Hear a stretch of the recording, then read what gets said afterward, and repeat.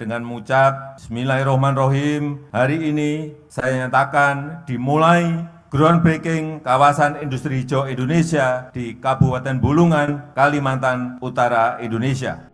Industri hijau masa depan Indonesia.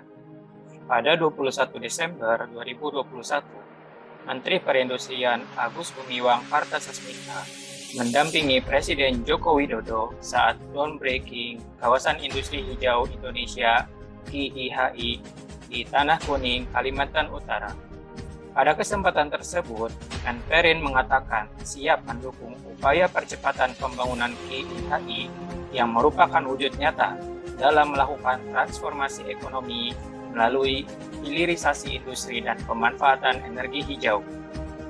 Melalui Undang-Undang Nomor 3 Tahun 2014 tentang Perindustrian, telah meletakkan industri sebagai salah satu pilar ekonomi melalui penguatan struktur industri yang mandiri, sehat, dan berdaya saing dengan mendayagunakan sumber daya secara optimal dan efisien.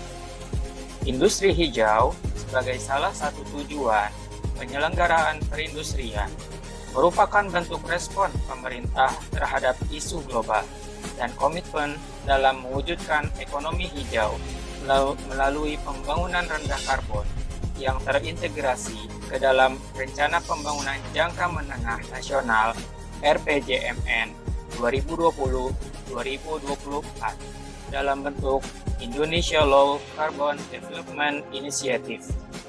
Industri hijau juga dapat membantu percepatan pencapaian tujuan pembangunan berkelanjutan atau Sustainable Development Goals (SDGs) yang sudah ditetapkan pemerintah melalui peraturan presiden.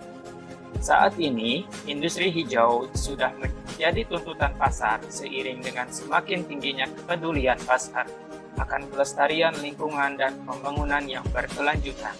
Secara bertahap dan pasti, transformasi menuju industri hijau merupakan suatu keharusan guna meningkatkan daya saing industri baik di pasar nasional maupun internasional.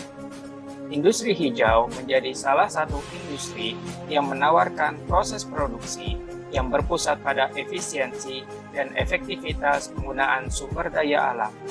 Dengan adanya implementasi industri hijau yang dapat dilaksanakan secara maksimal, maka perusahaan di Indonesia dapat menggunakan sumber daya alam tersebut secara efisien. Mari kita dukung industri hijau untuk masa depan Indonesia.